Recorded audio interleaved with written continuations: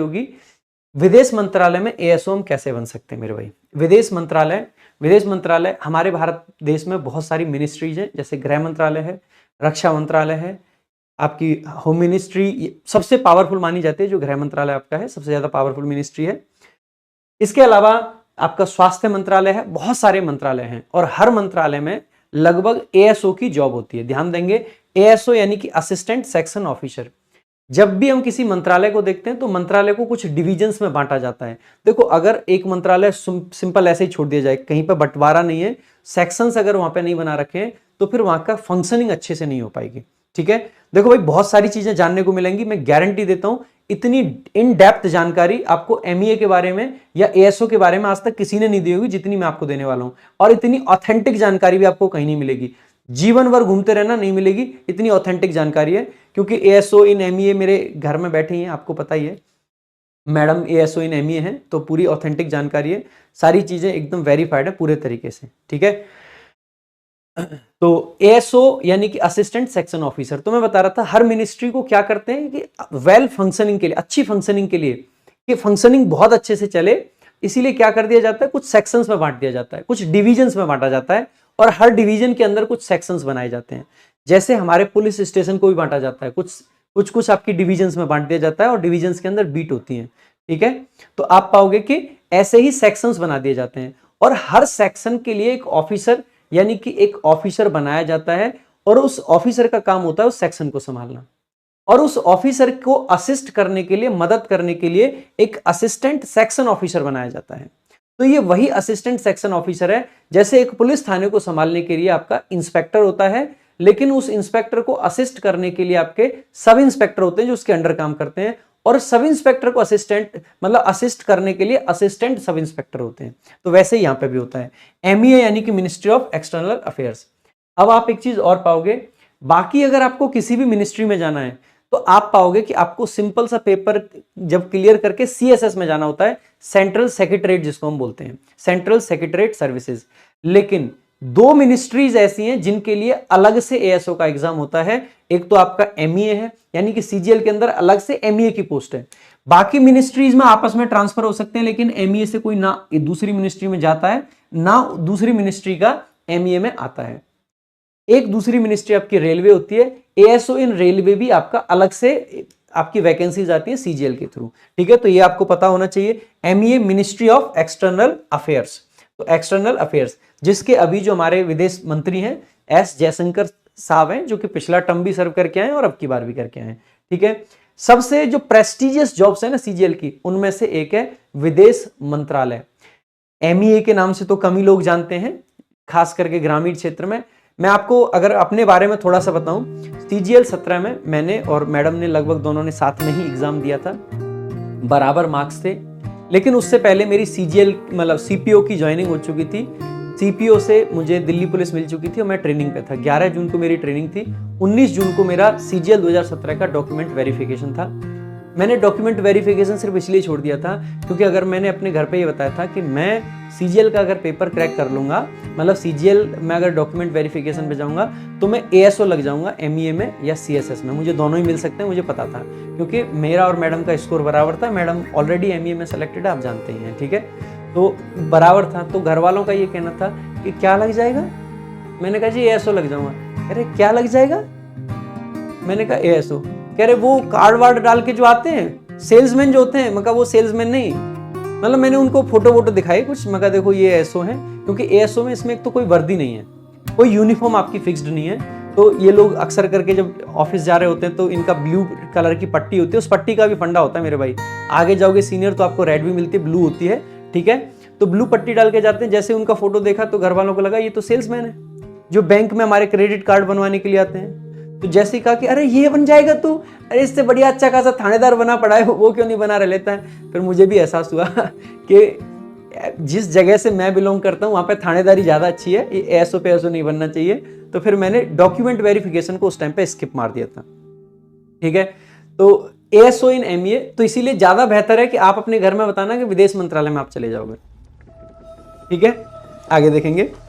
अब देखो इसकी एलिजिबिलिटी क्या होती है, बहुत सिंपल सी बात है। भारत सरकार कहती है आप भारत के नागरिक हो भारत के नागरिक होने के साथ साथ में अगर आपने ग्रेजुएशन कर रखी है, आपकी उम्र 18 से 30 साल के बीच में, अगर आप जनरल के हो, ओबीसी के हो तो 3 साल का और रिलैक्सेशन मिल जाएगा, SC ST को 5 साल का मिल जाएगा, यानी कि 35 तक आप SC ST के हो तो देख सकते हो। ये आपको किसके थ्रू मिलता है? SSC CGL के। अभी बताऊंगा कौन से एग्जाम होते हैं। आपकी एक्सपेक्टेड वैकेंसीज 2024 में कितनी है जान लेना आपके लिए बहुत जरूरी है। 120 आपकी एक्सपेक्टेड है। हालांकि ये ऑफिशियल डाटा अभी पूरे तरीके से नहीं है, RTI की मदद से निकाला गया डाटा है। तो 120 आपकी MEA में अब की बार वैकेंसीज है।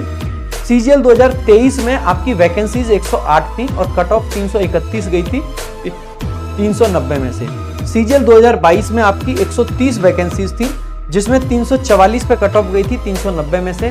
ध्यान देने वाली बात यह है कि क्योंकि CGL 2022 में 4-5 शिफ्ट में पेपर हुआ था, तो ये जो मार्क्स हैं नॉर्मलाइज्ड मार्क्स हैं। सामान्यतः नॉर्मलाइजेशन की वजह से नंबर बढ़ जाते हैं, इसीलिए 344 को देख के घबराना नहीं है।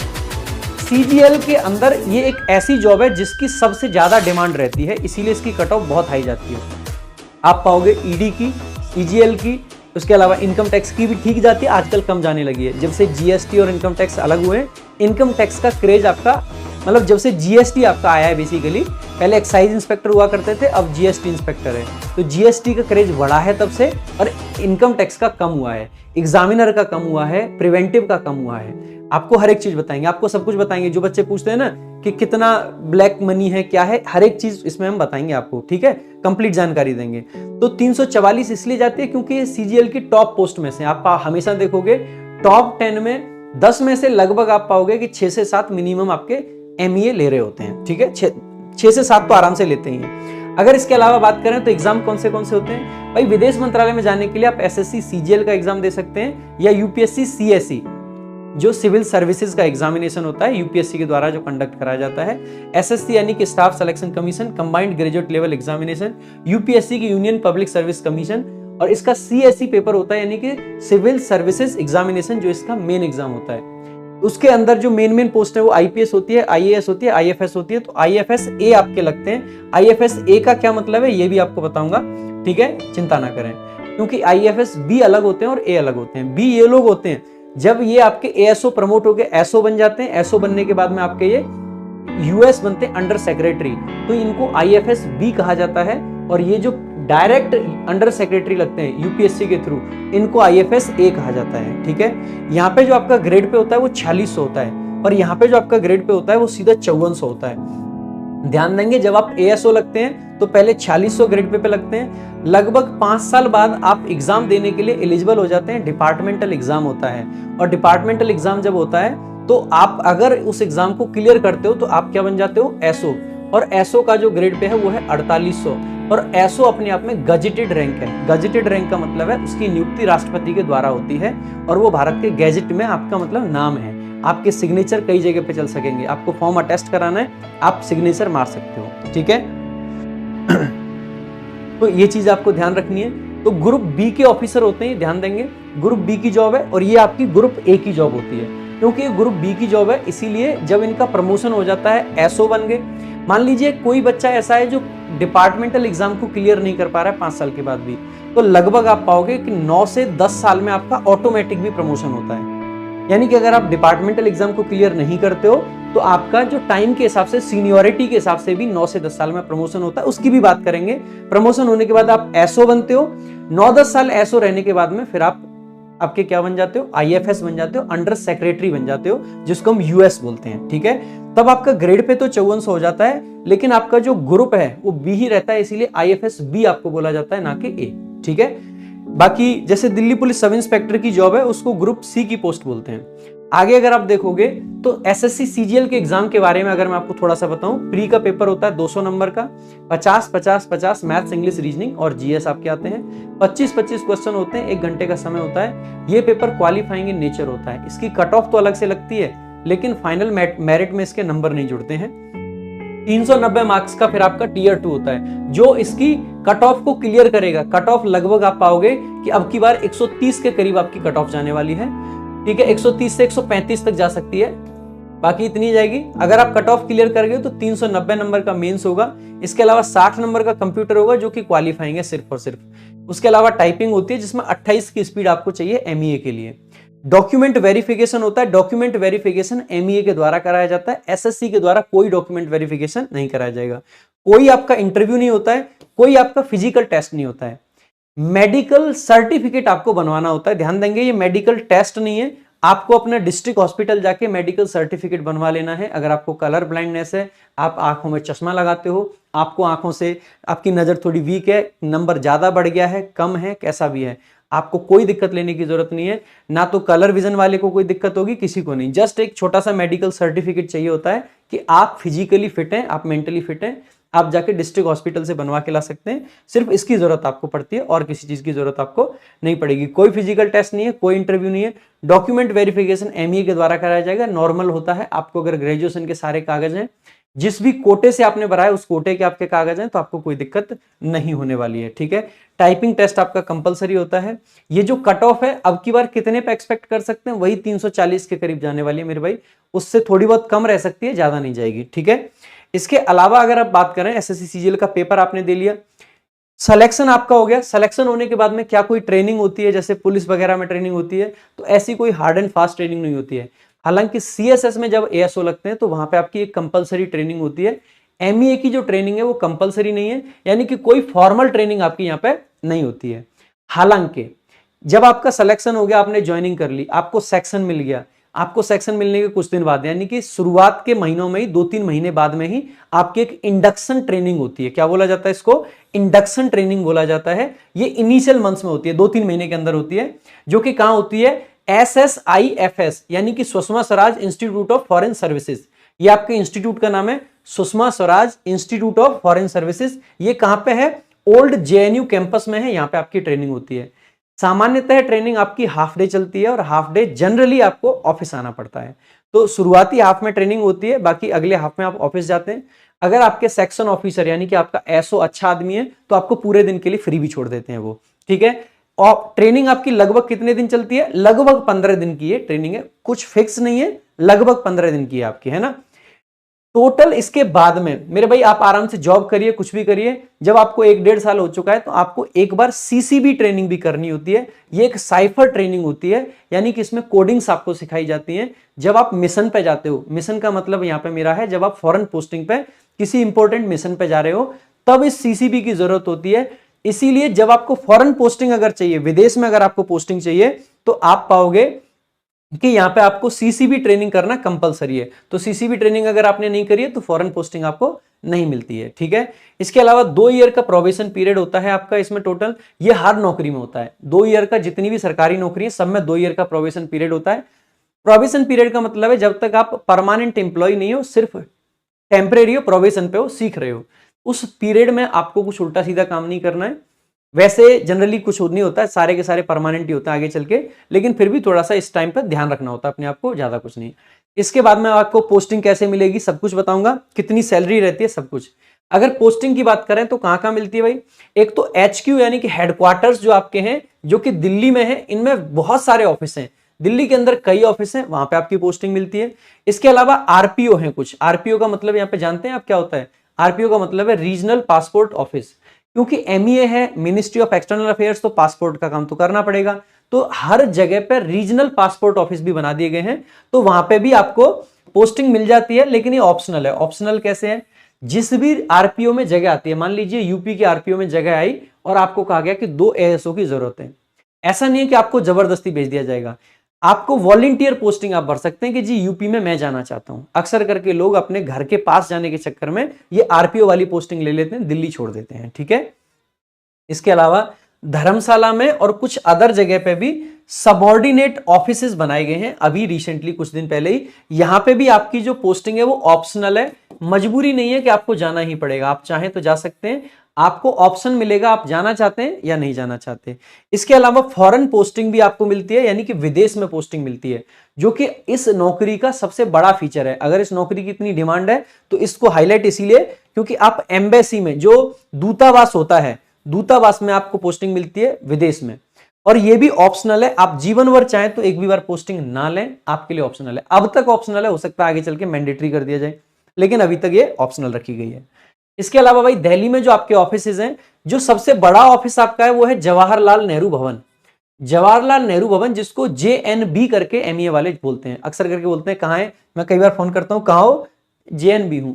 JNB यानी कि जवाहरलाल नेहरू भवन, ये आपका मेन ऑफिस है, एक तरीके से मान सकते हैं। हालांकि जो इसका हेडक्वार्टर है, जो हेड ऑफिस है, वो साउथ ब्लॉक में है, यानी कि जो हमारे मिनिस्टर बैठते हैं वो कहां पे बैठते हैं, साउथ ब्लॉक में वो बैठते हैं। इसके अलावा शास्त्री भवन में ऑफिस है, पटियाला हाउस में ऑफिस है, और कुछ ऑफिस अदर्स भी हैं, लेकिन ये सभी छोटे ऑफिस है। मेन ऑफिस आपका जवाहरलाल नेहरू भवन है और साउथ ब्लॉक है।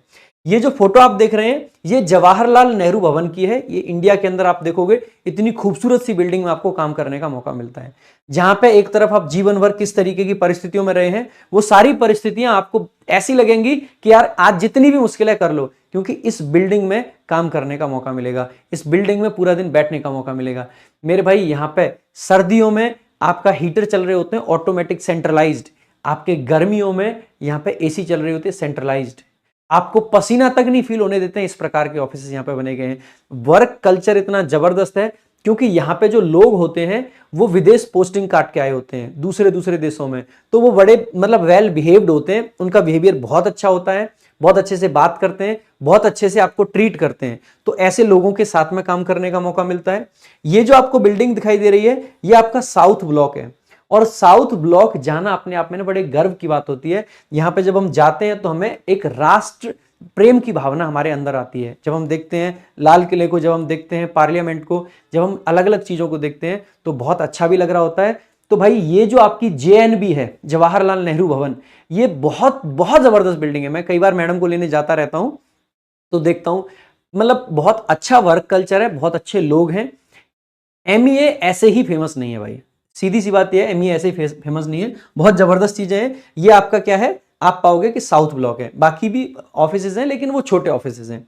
इसके अलावा आपको विदेश में भी पोस्टिंग मिल रही होती है, और फॉरेन पोस्टिंग आपको कहां कहां मिलती है, लगभग 3 साल के लिए मिलती है। कब मिलती है, लगभग जब 2 साल आपके नौकरी के हो जाते हैं तब मिल जाती है, कुछ केसेस में आपको पहले भी मिल जाती है।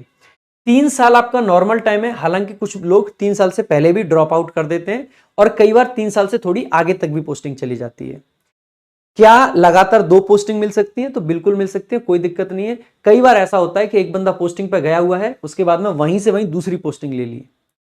जनरली फिर 2 पोस्टिंग लेने के बाद में आपको 2 साल हेडक्वार्टर की पोस्टिंग काटनी होती है, यानी कि दिल्ली की पोस्टिंग काटनी होती है। तो 2 बाहर की काट ली, फिर 2 साल दिल्ली की काट लो, फिर आप बाहर दोबारा से जा सकते हैं। ये इसका प्रोसीजर रहता है। हालांकि कुछ लोग उल्टा सीधा जुगाड़ बिठा के 3 तक भी चले जाते हैं, लेकिन वो नॉर्मली नहीं होता है, ठीक है। इसके अलावा CCB की ट्रेनिंग के बाद ही मिलती है। ये कंट्रीज आपकी डिसाइडेड होती हैं, ये कुछ 5 कैटेगरीज हैं कंट्रीज की। सबसे मुश्किल होती है हार्ड सी कंट्रीज। हार्ड सी कंट्रीज में क्या होता है, ये नॉन फैमिली स्टेशन हैं, यानी कि यहां पे आप अपने परिवार को नहीं ले जा सकते, क्योंकि ये खतरे वाली थोड़ी सी जगह होती है। हार्ड सी कंट्रीज जो है, हार्ड सी कंट्री, बहुत सारे लोग ऐसे कहते हैं सबसे पहली पोस्टिंग हार्ड सी कंट्री में मिलेगी, ऐसा कुछ भी नहीं है। आपको पहली पोस्टिंग यहां भी मिल सकती है, और आपको पहली पोस्टिंग यहां भी मिल सकती है, यहां भी मिल सकती है, यहां भी मिल सकती है, यहां भी, कहीं भी मिल सकती है। ऐसा भी नहीं है कि एक खराब काट ली तो दूसरी अच्छी मिलेगी। आपको हो सकता है लगातार 2 ऐसी मिल जाए, आपको हो सकता है लगातार 2 ऐसी मिल जाए। ये सबसे अच्छी है, ये सबसे खराब है। इसके बाद में सेकंड पे A कंट्रीज है, थर्ड पे B है, और फोर्थ पे आपकी C है। हार्ड सी सबसे खराब होती है, ठीक है। ये आपकी कंट्रीज है।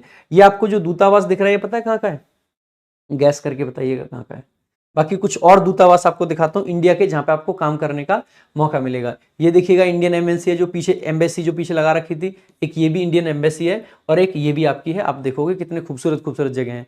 ये जो सबसे पहली है, ये वही जगह है जो आप सब लोग जाना चाहते हैं। ये रसिया की एम्बेसी है, बहुत बढ़िया जगह है रसिया, खतरनाक। और रसिया की ये एम्बेसी है, आप देखो कितनी, मतलब रसिया में इंडियन एम्बेसी है ये, ठीक है। तो इंडिया की एम्बेसी है रसिया में ये, ठीक है। और ये आपकी यूके में, यानी कि लंदन में इंडिया की एम्बेसी है। और ये आपकी स्विट्जरलैंड में है। स्विट्जरलैंड आपने बचपन से सुना होगा, बहुत सारा पैसा, जितना भी ब्लैक मनी है वो वहीं पे है, तो ये स्विट्जरलैंड की है। तो स्विट्जरलैंड, यूके और रसिया, रसिया की एम्बेसी में अलग ही चमक आ रही है। आप देखोगे सूरज की किरणें अलग चमक रही हैं, ठीक है। आगे देखेंगे तो ये एम्बेसीज आपके मोटिवेशन का काम है भाई ये। इसके अलावा वर्क प्रोफाइल अगर आप देखोगे, बहुत नॉर्मल वर्क है, डेस्क जॉब है पूरे तरीके से, नोटिंग ड्राफ्टिंग का काम है। इसके अलावा जो IFSA होते हैं उनको असिस्ट करना होता है। कायदे की बात यह है कि IFSA को असिस्ट नहीं करना होता है। जो आपके सेक्शन ऑफिसर होते हैं जो आपको एसओ जिसको बोलते हैं, एसओ को आप असिस्ट करते हो कायदे से, ठीक है। उसके अलावा इंटरनेशनल कोऑर्डिनेशन आपको बिठाना होता है, क्योंकि देखो एमईए है तो विदेश मंत्रालय की जब भी बात आएगी, जो भी इंटरनेशनल काम होते हैं आपके दूर से लेटर्स आएंगे, ऐसा थोड़ी ना है कि मान लीजिए कि अमेरिका के अंदर इंडियन एम्बेसी में कुछ काम है, कोई चीज है, वहां से अगर आप उनको कुछ पूछना है तो वो सीधा मोदी जी को फोन थोड़ी ना लगा देंगे कि मोदी जी जरा ये बताइए हमें इस चीज की जरूरत है, नहीं, प्रॉपर चैनल के थ्रू चीजें आती है। तो कोऑर्डिनेशन पूरा का पूरा एमईए वाले ही देख रहे होते हैं बाहर से। तो जब भी विदेश से कोऑर्डिनेशन देखना है, मोदी जी की कहीं पे विजिट है तो मोदी जी फोन करके सीधे मेलोनी जी को थोड़े ना बोल देंगे कि hello Meloni I am coming, ऐसे थोड़ी ना होगा, ठीक है। वो बात अलग है कि पर्सनल लेवल पे बोल दें, बाकी ये ऑफिशियली बेसिकली क्या होता है, कोऑर्डिनेशन का काम विदेश मंत्रालय का ही हो रहा होता है, ठीक है। उसके अलावा जितने भी एनआरआईज वगैरह होते हैं इन सबको सपोर्ट देना। लाइक मान लीजिए कि आप किसी देश में गए हैं, आपका मन करता है कि आप रसिया घूमने चले जाते हैं, आप सरकारी आदमी नहीं है, रसिया घूमने आप चले गए। रसिया घूमते घूमते आपको पता चला आपके पास में इंडियन करेंसी तो है लेकिन रशियन करेंसी खत्म हो गई, अब आप कहीं चेंज भी नहीं करा पा रहे हैं, आपको कहां जाना पड़ेगा, इंडियन एम्बेसी में जाइए, आपका वहां पे काम चल जाएगा। आपका पासपोर्ट खो गया, इंडियन एम्बेसी में जाइए। आपको वहां पे कोई और दिक्कत हो गई, इंडियन एम्बेसी में जाइए। मान लीजिए आपसे कोई वहां पे क्राइम हो गया, आपको अरेस्ट करके कहां ले जाया जाएगा, सबसे पहले इंडियन एम्बेसी ले जाया जाएगा, या अगर इस थाने ले जाएंगे तो एम्बेसी से कोई ना कोई आएगा जो आपके बचाव में या चीजों को देखेगा। तो एम्बेसी का ये सारा काम होता है, एम्बेसी का ये सारा काम होता है। फॉरेन पोस्टिंग पे आपको वही सारे काम करने होते हैं, फॉरेन पोस्टिंग पे वही सारे काम आपको करने होते हैं, ठीक है। इसके अलावा मेरे भाई अगर हम बात करें सैलरी की, तो एट प्रेजेंट जो आपकी सैलरी बनती है स्टार्टिंग में, पहली सैलरी की बात कर रहा हूं, ये 85,000 पर मंथ प्लस है, यानी कि 85,000 से भी ज्यादा सैलरी बनती है ग्रॉस सैलरी आपकी। अगर आपको फॉरेन पोस्टिंग मिल जाती है तो फॉरेन पोस्टिंग में क्या है, जैसे इनका जो ग्रेड पे है वो कितना है, 4600 है। 4600 ग्रेड पे की जो बेसिक पे बनती है वो बनती है बेसिकली 44,900। 44,900 अगर आपकी बेसिक पे है तो जब आप फॉरेन पोस्टिंग पे जाओगे तो एक तो आपकी बेसिक पे आपको मिलती रहेगी, दूसरा आपको एफए मिलेगा जिसको हम फॉरेन अलाउंस बोलते हैं। फॉरेन अलाउंस जो है लगभग $3,000 से स्टार्टिंग है और आपका लगभग $4,200-4,300 तक जाता है। सबसे ज्यादा जो एफए मिलता है आप पाओगे न्यूजीलैंड में, ऑस्ट्रेलिया में, इनमें बहुत एफए मिलता है। और जहां पे आपका लगभग 4500 तक एफए पहुंच जाता है तो वहां पे आपकी सैलरी लगभग 5 लाख के करीब पहुंच रही होती है। यानी कि मिनिमम सैलरी 3 लाख तो आपकी है ही है हर जगह। आप जिस भी कंट्री में चले जाइए, जिस भी देश में चले जाइए, 3 लाख पर मंथ मिनिमम आपकी सैलरी है।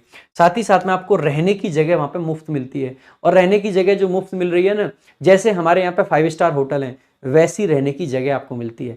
इतना बेहतरीन फ्लैट आपको मिलता है। अभी मेरे दोस्त ने, अमित ने मेरे को कुछ वीडियोज भेजे थे जहां पे उसका फ्लैट है, भाई मेरे किचन विचन ने ऐसे चमक मार रही है जैसे शीशे से बना रखी हो पूरी की पूरी। फ्लैट के नीचे जब जाते हैं तो उनको प्रॉपर जिम प्रोवाइड करी गई है, ऊपर स्विमिंग पूल प्रोवाइड करा गया है। ऐसा जीवन जीने को मिले तो भाई क्या ही बात है। कई बार तो लगता है कहाँ फंस गए, चले ही जाते एमईए वगैरह में तो ज्यादा अच्छा रहता। बहुत बहुत जबरदस्त आपकी जॉब है। तो बहुत सारी सैलरी है, आप ये मान के चलिए, क्योंकि आपकी 36 महीने की लगभग पोस्टिंग है, ठीक है। तो एक पोस्टिंग में आप व्हाइट मनी से फ्लैट खरीद सकते हो दिल्ली में। सिंगल पोस्टिंग के अंदर व्हाइट मनी से आप एक पोस्टिंग काट के आइए, दिल्ली में वापस आइए, बढ़िया फ्लैट ले लोगे। अच्छा, यानी कि अगर आप ठीक ठाक सेविंग करते हैं तो आप 80 से 85 लाख रुपए तक सेविंग करके ला सकते हैं एक पोस्टिंग से, एक पोस्टिंग से सिंगल। इसके अलावा मेरे भाई जैसे अभी हमने आपको यूके के बहुत सारे एम्बेसी दिखाए, आप जब यूरोप में कोई भी पोस्टिंग लेते हो तो आपका सेंग्विन वीजा लगता है। और सेंग्विन वीजा जो होता है वो एक ऐसा वीजा है जो कि पूरे यूरोप के अंदर आपका मान्य होता है। तो आपका पासपोर्ट वही बनेगा और उससे आप 2 साल 3 साल के अंदर लगभग यूरोप की सारी कंट्रीज को घूम सकते हो। तो पूरे यूरोप को घूमने का सुनहरा अवसर इससे बढ़िया आपको कभी नहीं मिलेगा, जो कि एमईए में आपको प्रदान करते हैं। तो एमईए आपका इसलिए भी बहुत बेहतर है। तो इंडियन एम्बेसीज में वहां पे आप जाओगे, अलग अलग कंट्रीज हैं। यूरोप छोटा सा यूरोप है लेकिन उसके अंदर बहुत सारे देश हैं। आप पाओगे फ्रांस भी यूरोप में ही है, और ये रसिया भी भाई मेरे आधा एशिया में है लेकिन इसकी राजधानी यूरोप में है। ये जो रसिया आप देख रहे हैं, ठीक है, ये मॉस्को में है, मॉस्को आपका यूरोप में पड़ता है, ठीक है। तो रसिया हो गया आपका, ब्रिटेन हो गया, फ्रांस हो गया, स्विट्जरलैंड हो गया, इसके अलावा आपके फिनलैंड, नॉर्वे, इतने जबरदस्त ये कंट्रीज हैं भाई। इनमें ना जो जीवन का, आपने कई बार देखा होगा ना, हैप्पीनेस इंडेक्स वगैरह आते हैं, इनमें सबसे ऊपर आपको कौन मिलेंगे, यही मिलेंगे, नॉर्वे वगैरह, मतलब स्वीडन वगैरह, ये सबसे पहले मिलेंगे, फिनलैंड, नॉर्वे, स्वीडन, ये सब इनमें टॉप पे मिलते हैं, क्योंकि यहाँ पे इतने बढ़िया तरीके से लोग रहते हैं। तो वहां पे अगर आपको 3 साल रहने का मौका मिलेगा, मजा आ जाएगा एकदम। बहुत सारे मेरे फ्रेंड्स भी जा रखे हैं, एक एक फ्रेंड से कंफर्म करके फोन पे बात कर करके एक एक चीज को आपको बता रहा हूँ, ऐसे रैंडम आपको कुछ भी नहीं बता रहा हूँ, ठीक है। इसके अलावा मेरे भाई ये सारी चीजें आपको मिलती रहेंगी। अब आप देखोगे कि सैलरीज में आपको इतनी सारी पैसा मिल जाएगा, बहुत सारा है। अगर ठीक ठाक कंट्री हो तो आप 1 करोड़ से ऊपर भी बचा के ला सकते हैं आराम से, ठीक है। अगर आप मान लीजिए ऑस्ट्रेलिया या न्यूजीलैंड में चले जाते हैं तो 1 CR प्लस व्हाइट मनी, और ये टैक्स फ्री भी रहता है आपका पैसा, इसका भी ध्यान रखेंगे, ठीक है। इसके अलावा कुछ और भी पर्क्स हैं जो आपको मिलते हैं, जैसे कि SSC CGL की सबसे हाईएस्ट पेड जॉब है ये। 5 स्टार एकोमोडेशन आपको मिलता है, टीडी यानी कि अगर आप कहीं टेम्परेरी ड्यूटी पे जाते हैं, बाई चांस आपको टेम्परेरी ड्यूटी पे भेजा जाता है, तो आपको 5 स्टार होटल में रुकने का मौका मिलेगा फ्री ऑफ कॉस्ट, सरकार के खर्चे पे। इसके अलावा ट्रांजिट पीरियड जितना भी आपका होता है, जैसे मान लीजिए आपको पोस्टिंग मिल जाती है कि आप यूके चले गए, लेकिन यूके में पहले से भी एक ASO रह रहे हैं, अब जहां पे आपको रहना था उस जगह पे तो वो ASO साहब रह रहे हैं, तो अब आप क्या करोगे? जब तक वो वहां से वापस नहीं आएंगे आपको वो फ्लैट नहीं मिल पाएगा। ये आपका ट्रांजिट पीरियड कहलाएगा, और इस पीरियड के दौरान आपको 5 स्टार होटल में रहने को मिलेगा, 5 स्टार होटल में रहने को मिलेगा ट्रांजिट पीरियड में। डिप्लोमेटिक इम्यूनिटी आपको मिलती है, मान लीजिए विदेश में जाके आप पोस्टिंग पे गए हैं और आपसे कोई क्राइम हो जाता है तो आपको वहां की पुलिस हाथ नहीं लगा सकती है, आपकी जो भी कार्रवाई होगी जैसी भी होगी वो भारत में आके हो सकती है, वहां पे नहीं हो सकता कुछ भी। इसी को बोला जाता है डिप्लोमेटिक इम्यूनिटी, ठीक है। इसके अलावा फ्री एजुकेशन मिलती है फॉरेन पोस्टिंग्स में, जो भी आपके जिस देश में भी पोस्टिंग है उस देश का जो टॉप स्कूल है, आपके 2 बच्चों को वहां पे पोस्टिंग मिलेगी। अगर आप ज्यादा लालची हो, बच्चे ज्यादा करके ले जाते हैं तो नहीं मिलेगा, 2 बच्चों तक ये सारी सुविधाएं मिलती हैं आपको, ठीक है। इसके अलावा फ्री मेडिकल फैसिलिटीज मिलती है फॉरेन पोस्टिंग्स में, जो आपके टॉप के हॉस्पिटल्स हैं उन हॉस्पिटल्स में आपका इलाज कराया जाएगा, आपके पेरेंट्स का इलाज कराया जाएगा, आपके बच्चों का इलाज कराया जाएगा अगर वहां पर कोई भी आपको दिक्कत होती है, टॉप हॉस्पिटल्स में, टॉप स्कूल्स और कॉलेजेस में। इसके अलावा फ्री अकोमोडेशन आपको मिलता है, यानी कि जो आपको फ्लैट वगैरह मिलेगा वो फ्री ऑफ कॉस्ट मिलता है फॉरेन पोस्टिंग्स में जाके। दिल्ली में बेशक रेंट पे रह लेना, लेकिन विदेश में जाके भारत सरकार कहती है भाई तू अपना आदमी है, तेरे को रेंट पे नहीं रहने देंगे, तेरे को बढ़िया से बढ़िया सारी सुविधाएं प्रोवाइड कराएंगे यहाँ पे। व्हाइट पासपोर्ट मिलता है। अब ये व्हाइट पासपोर्ट क्या होता है भाई? इंडिया में 4 तरीके के पासपोर्ट होते हैं आपके। एक होता है ब्लू या नॉर्मल पासपोर्ट जिसको बोल देते हैं, ये ऑर्डिनरी सिटीजन्स के लिए होता है। जैसे मैं एक ऑर्डिनरी सिटीजन हूं, अगर मुझे विदेश कहीं घूमने जाना है तो मुझे ये ब्लू पासपोर्ट बन के मिलेगा रिपब्लिक ऑफ इंडिया का।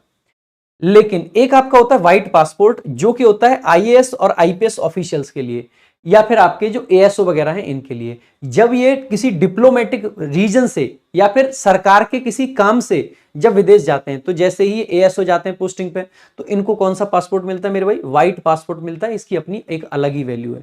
इसके अलावा एक आपका मैरून पासपोर्ट रहता है, ये आपका मिलता है बेसिकली, ये डिप्लोमेटिक पासपोर्ट कहा जाता है। ये सरकार के ऑफिशियल्स, मंत्री वगैरह जो टॉप लेवल के जो किसी मिशन पे जा रहे होते हैं उनको मिलता है। ये बहुत लंबे टाइम के लिए नहीं मिलता है, छोटी पोस्टिंग्स के लिए इसको दिया जाता है।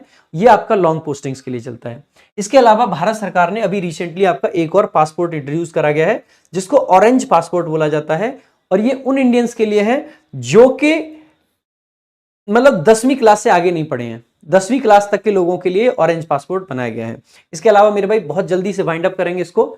ASO में अगर प्रमोशंस की बात करते हैं तो मैंने बताया था कि 5 साल बाद आप एग्जाम दे सकते हैं, 5 इयर्स के बाद में एग्जाम्स दे सकते हैं आप। एग्जाम अगर आपसे क्लियर नहीं होता है तो 8 से 10 ईयर में आपको नॉर्मल भी प्रमोशन मिल जाएगा। उसके बाद में आप ASO बन चुके हो, ASO का भी 8 से 10 ईयर में आपका प्रमोशन हो जाएगा। ASO बनने के बाद में आप अंडर सेक्रेटरी बनते हो, जो कि अपने आप में एक गजेटेड रैंक है, जहां पे आप IFS बन चुके हो। IFS B कैडर आपको मिलता है, A नहीं मिल पाता है, ठीक है। और अगर आप US से भी आगे बढ़ पाते हो तो आप डिप्टी सेक्रेटरी बनते हो, जिसको DS बोला जाता है। और उसके बाद में आप डायरेक्टर बनते हो, और डायरेक्टर के बाद में आप ज्वाइंट सेक्रेटरी बनते हो, जिसको JS बोला जाता है। ये सारे के सारे भाई अपने आप में IFS होते हैं, ठीक है। तो बहुत बड़े लेवल तक आप पहुंच सकते हो अगर आप किसके थ्रू जा रहे हो, MA के थ्रू अगर आप जा रहे हो। अगर हम इसके अलावा बात करें, कुछ फ्रीक्वेंटली आस्क्ड क्वेश्चंस हैं जो कि आप लोगों के होते हैं। फॉरेन लैंग्वेज, मतलब कि भाई विदेश जाना है तो क्या फॉरेन लैंग्वेज ट्रेनिंग करनी चाहिए, क्या ये टेस्ट कंपलसरी है? भाई विदेशी भाषा का टेस्ट कंपलसरी है, तो ASO के लिए टेस्ट कंपलसरी नहीं होता है। हालांकि जो IFS होते हैं, ASO वगैरह होते हैं, उनके लिए एक लैंग्वेज फॉरेन आना जरूरी है। लेकिन ये जो ASO होते हैं ना, ये थोड़े शौकीन होते हैं, ये टेस्ट कंपलसरी नहीं है, फिर भी कोई ना कोई फॉरेन लैंग्वेज सीख लेते हैं, जैसे कि मैडम ने स्पेनिश सीख रखी है, जर्मन सीख रखी है, तो कुछ कुछ भाषाएं ये लोग सीख लेते हैं, लेकिन नहीं भी आती है तो भी पोस्टिंग मिलेगी, कोई दिक्कत की बात नहीं है। क्या फॉरेन पोस्टिंग कंपलसरी है? ऐसा बिल्कुल भी नहीं है, फॉरेन पोस्टिंग ऑप्शनल है। अगर आप अप्लाई करोगे तो 90% चांस है कि आपको फॉरेन पोस्टिंग मिल जाएगी, क्योंकि अभी बहुत वैकेंसीज काफी रहती हैं, लोग कम ही अप्लाई करते हैं। लेकिन यह कंपलसरी नहीं है, आप चाहो तो लो, आप चाहो तो मत लो, कोई दिक्कत की बात नहीं है। एक जो कॉमन सा क्वेश्चन स्टूडेंट्स का आता है, क्या वर्कलोड बहुत ज्यादा होता है? तो ऐसा बिल्कुल भी नहीं है, बहुत रिलैक्स्ड जॉब है, आराम की जॉब है। हालांकि कुछ सेक्शंस ऐसे हैं जिनमें थोड़ा सा वर्कलोड आपका ज्यादा रहता है। क्या ऑफिस में रेगुलरिटी जरूरी है कि भाई डेली ऑफिस पहुंचना है? तो बिल्कुल जी हाँ, रेगुलरिटी बहुत जरूरी है। बायोमेट्रिक होता है आपका, यानी कि सुबह आपको अंगूठा लगाना पड़ेगा और बायोमेट्रिक आते टाइम वापस भी करना है। और महीने में पर डे जितने भी वर्किंग डे आपके रहे हैं उसमें एवरेज 8.5 आवर्स आपका होना कंपलसरी होता है। अगर इससे कम रहता है तो अक्सर करके आपको नोटिस मिल जाता है। ठीक है, तो ऐसा नहीं है कि आप बहुत लेट जाओ या बहुत जल्दी भागाओ। आपकी जॉब है लगभग 8.5 घंटे आपको ऑफिस टाइमिंग में रहना ही रहना है, लगभग 8.5 घंटे, 8 तक भी चल जाता है। अगर हम कुछ और क्वेश्चंस देखें तो क्या सरकारी क्वार्टर मिल जाते हैं? मिल जाते हैं, आपको द्वारका के अंदर सरकारी क्वार्टर आराम से मिल जाते हैं। हालांकि चाणक्यपुरी में जो आपके जो आईएफएस वगैरह है ना, उनके क्वार्टर चाणक्यपुरी में वहां आपको नहीं मिल पाते हैं, लेकिन द्वारका में आसानी से मिल जाते हैं। क्या यूपीएससी की प्रिपरेशन कर सकते हैं? देखो भाई, बहुत ज्यादा वर्कलोड नहीं है। और मैं आपको एक बात बताता हूं, मैं पिछले 5-6 साल से एमईए वालों को बहुत अच्छे से जानता हूं। मेरे काफी सारे दोस्त भी हैं जिन्होंने यूपीएससी की तैयारी करी है, वो दोस्त भी हैं। हर साल जब भी यूपीएससी का रिजल्ट आता है तो एमईए से 2-4 लोग सेलेक्ट होते ही होते हैं, यानी कि वो तैयारी जॉब के साथ साथ कर रहे थे, यानी कि आप भी कर सकते हैं। तो अगर आप बढ़िया से मेहनती इंसान हैं तो भाई आप सीरियस हैं तो कर सकते हैं आराम से। भाई अगर सीरियस हो तो आदमी रिक्शा वाला तैयारी कर लेता है, आप तो किसकी बात कर रहे हो एमईए में लगने के बाद? अरे ऑफिस टाइम में जितना टाइम मिल पाए ठीक है, उसके बाद में तो पढ़ ही सकते हैं, पूरा दिन पढ़िए, क्या दिक्कत है आपको? ठीक है, तो लोग रिक्शा चला के कर लेते हैं, एमईए में तैयारी कर सकते हैं नहीं कर सकते, तो पूछना एकदम बेकार की बात है। नॉर्मल काम है, डेस्क जॉब है, कोई प्रेशर नहीं है, आसानी से कर सकते हैं, कोई दिक्कत की बात नहीं है। ऊपर के पैसे का क्या हिसाब किताब है? ये तो तगड़ा काम है मेरे भाई, व्हाइट कॉलर जॉब है, व्हाइट कॉलर जॉब है, बिल्कुल डेस्क जॉब है, इसमें ऊपर के पैसे का कोई रोल नहीं है, ऐसा कोई पैसा आपको नहीं मिलेगा, सिंपल सी बात है, कोई पैसा आपको नहीं मिलेगा, फालतू की बात आपको नहीं करनी है। इसके अलावा इसमें 2 पॉइंट और रह गए थे। यूजुअली ये डेस्क जॉब होती है, बेस्ट वर्क कल्चर होता है, ज्यादातर जो लोग हैं वो डिसेंट हैं, क्योंकि डिप्लोमेटिक कलीग्स आपको मिलेंगे, ऐसे लोग मिलेंगे जो आपके विदेश पोस्टिंग काट काट के आए हैं, बहुत मतलब अच्छे से बिहेव करेंगे आपके साथ, बहुत अच्छे से। ये था ऑल अबाउट एमईए। कैसी लगी ये पूरी डिटेल्स? अब